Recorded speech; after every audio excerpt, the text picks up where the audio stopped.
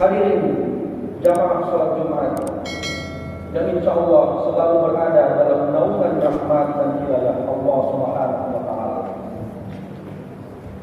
Tak henti-hentinya kita panjatkan puja dan puji syukur kehadirat Allah Subhanahu wa Ta'ala yang telah memberikan kita nikmat iman, nikmat Islam, yaitu suatu karunia yang teramat besar yang Allah karuniakan kepada hamba-hambanya. Semoga kita selalu termasuk golongan orang-orang yang senantiasa mendapatkan hidayahnya serta berada dalam keadaan iman dan Islam hingga akhir hayat kita. Dan tentunya kita bersyukur kepada Allah atas nikmat berbagai kehidupan yang masih diberikan kepada kita, sehingga pada kesempatan ini kita masih dapat beribadah kepadanya, dapat mengingatnya serta memujinya.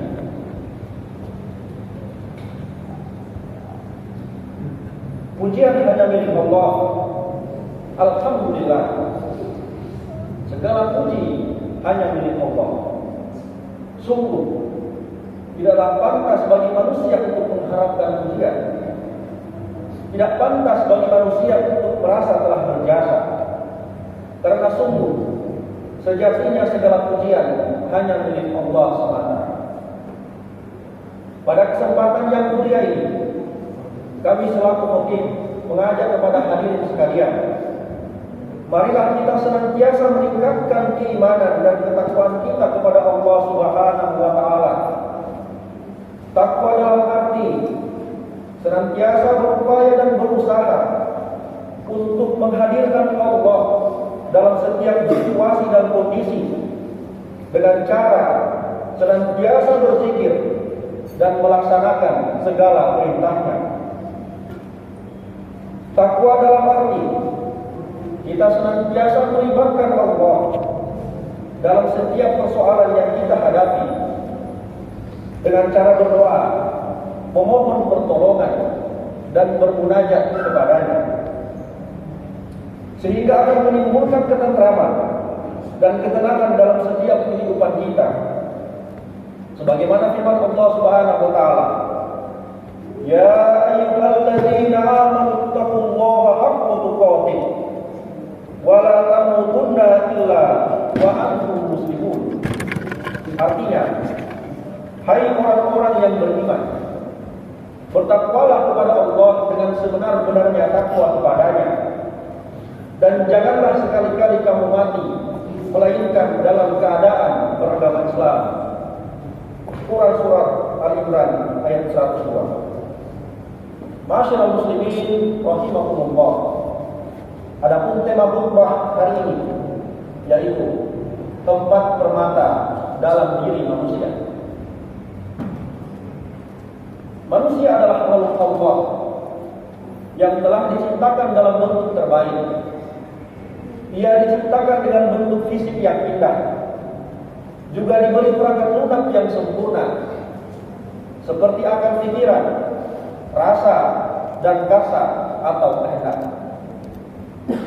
Manusia berbeda dari makhluk Allah lainnya. Malaikat diciptakan hanya memiliki ketaatan tanpa diberi syahwat dan nafsu.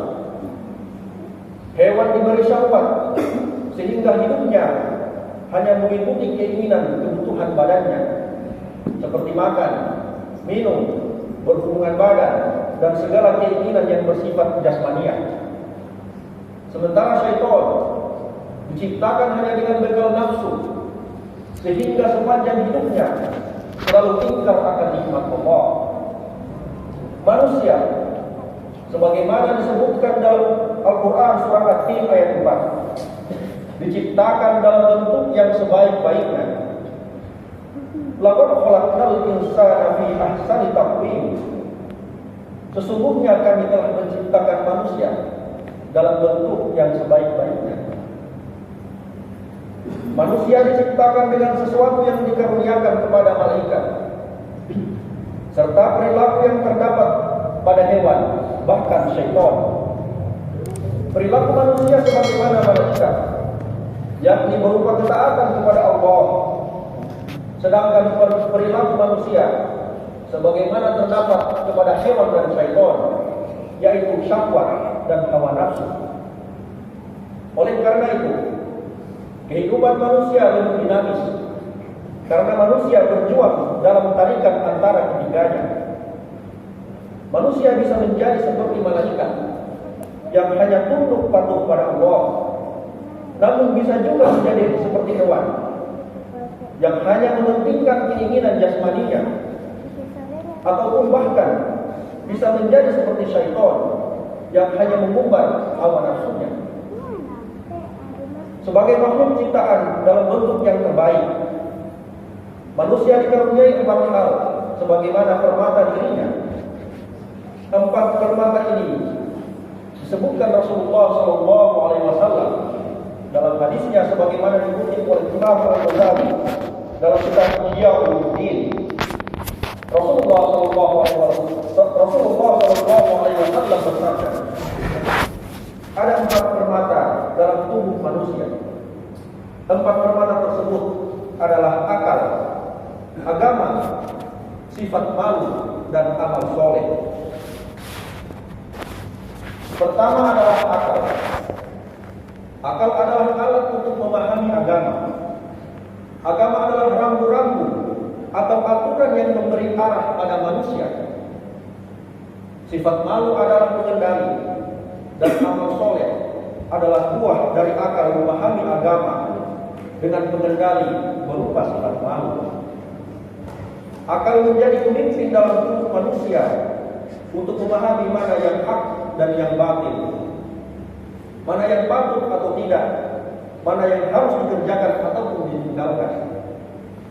Ibnu Hajar Al-Asqalani dalam kitabnya Nasihatul Ibad mendefinisikan akal sebagai permata ruhani ciptaan Allah yang berada dalam jasad manusia untuk mengetahui sesuatu yang hak dan yang batil. Ma'asyiral muslimin rahimakumullah. Permata kedua yang dikaruniakan Allah kepada manusia adalah agama. Agama adalah aturan, norma yang mengarahkan akal manusia untuk menerima hal-hal yang baik, layak dan pantas. Agama menjadi pedoman bagi manusia menjalani kehidupannya. Akal merupakan sarana mengendalikan syahwat dan nafsu. Akal sehat akan mengarahkan kita dapat menerima agama yang hanif atau yang lurus, yang mampu memberikan ketenangan lahir dan batin, serta dapat melahirkan sifat pengendali dan membuahkan amal soleh. Agama merupakan pedoman bagi manusia untuk menjalani hidup dengan sebaik-baiknya.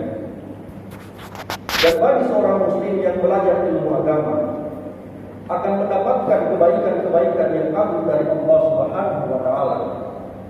Hal ini sebagaimana sabda baginda Rasulullah sallallahu alaihi wasallam, "Man yuridillahu bihi khairan yufaqihu fid din." Barang siapa yang Allah kehendaki baginya kebaikan yang agung, maka Allah akan memberikan kepadanya pemahaman yang mendalam tentang ilmu agama. Hadis riwayat Al-Bukhari dan Muslim. Salah satu kemudahan yang diberikan oleh Allah adalah dengan dimudahkan untuk belajar agama kepada para ulama yang terpercaya. Ma'asyiral muslimin rahimakumullah. Permata ketiga adalah sifat malu. Malu merupakan sifat yang dikembangkan oleh agama untuk mengendalikan perilaku manusia. Malu inilah salah satu sifat yang membedakan antara manusia dengan hewan maupun syaitan. Oleh karena itu, Ibnu Hajar Al-Asqalani membagi malu menjadi 2, yakni hayaun nafsiyun dan hayaun imaniyun. Hayaun nafsiyun adalah rasa malu yang diberikan Allah pada setiap manusia, seperti rasa malu memperlihatkan auratnya dan sejenisnya. Sifat ini tidak diberikan kepada hewan. Sementara hayaul iman ini adalah ketika seorang mukmin mampu mencegah dirinya untuk berbuat maksiat karena takut kepada Allah Subhanahu wa taala. Sifat ini hanya diberikan kepada orang mukmin yang mampu menggunakan akalnya untuk memahami perintah dan larangan Allah. Karena itu, wajar jika Rasulullah pernah memberikan nasihat kepada para sahabatnya dengan mengatakan, al-hijau minal iman. Malu itu sebagian dari iman. Hadis riwayat Muslim. Malu berarti malu untuk berbuat maksiat, malu meninggalkan perintah agama, malu tidak berbuat baik, dan lain sebagainya. Jika seorang muslim memiliki rasa malu kepada Allah, maka dia akan menjalankan perintah Allah dan akan meninggalkan larangan Allah. Demikian pula, jika ia memiliki rasa malu kepada sesama manusia, maka akan mendorongnya untuk berbuat baik kepada orang-orang di sekitarnya dan tidak menzalimi mereka. Seorang yang memiliki rasa malu akan terbentengi dari kemaksiatan karena dia malu kepada Allah yang telah memberinya begitu banyak kenikmatan. Demikian pula, dia akan malu jika meninggalkan ketaatan karena malu kepada Allah yang telah memberinya begitu banyak kemudahan. Ma'asyiral muslimin rahimakumullah. Permata yang terakhir yang dimiliki manusia adalah amal soleh, yakni perbuatan yang patut dan yang baik menurut kaidah agama. Amal soleh adalah buah dari kemampuan kita memahami agama, menjalankan perintah agama, serta kemampuan kita mengendalikan sikap dalam kehidupan. Amal soleh pada hakikatnya merupakan perbuatan yang disenangi oleh setiap manusia. Setiap manusia sedang berbuat baik. Secara naluri, dorongan untuk beramal soleh atau berbagi kebaikan ini ada pada diri setiap insan. Di samping itu, karena memang amal soleh juga dapat memberikan manfaat bagi pelakunya. Kata soleh sendiri berasal dari bahasa Arab solih yang berarti terhindar dari kerusakan atau keburukan. Amal soleh berarti amal perbuatan yang tidak merusak atau tidak mengandung unsur kerusakan. Maka orang soleh berarti orang yang terhindar dari kerusakan atau hal-hal yang bersifat buruk. Yang dimaksud di sini tentu saja perilaku dan kepribadiannya, mencakup kata, sikap, perbuatan, bahkan pikiran dan perasaannya. Tak hanya itu, dalam kamus Al-Mujamu Al-Wasid, kata soluha sebagai akar kata solih juga berarti bermanfaat. Dengan menggabungkan dua makna ini, maka orang soleh berarti orang yang berperilaku dan kepribadiannya terhindar dari hal-hal yang merusak, dan di sisi lain membawa manfaat bagi lingkungan sekitarnya. Dengan kualitas tersebut, maka orang yang soleh merupakan sosok yang menjadi harapan dan teladan bagi orang-orang di sekitarnya. Menurut Syekh Sya'rawi, orang soleh itu ada dua macam. Yang pertama saleh duniawi dan yang kedua adalah soleh ukhrawi. Pertama saleh duniawi adalah saleh dalam arti asal, yakni orang yang berkepribadian baik sehingga dimanapun berada ia tidak merugikan, tapi justru banyak memberi manfaat bagi orang-orang di sekitarnya. Namun kesalahan semacam ini hanya berdimensi etis, bahwa yang dilakukannya itu baik atau benar berdasarkan pertimbangan akal sehat. Kesalehan tersebut bersifat universal dan dapat diakui secara rasional oleh semua manusia.